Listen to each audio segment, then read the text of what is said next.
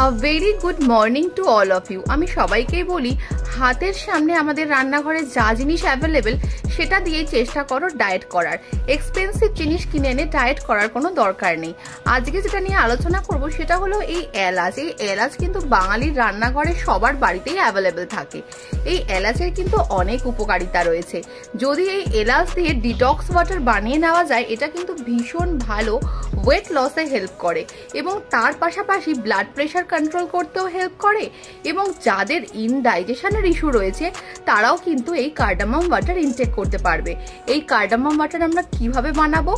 150 ml জলের মধ্যে 2 থেকে 3টে কার্ডামাম আমরা থেতো করে দিয়ে রাখবো, ওভারনাইট সোক করাবো।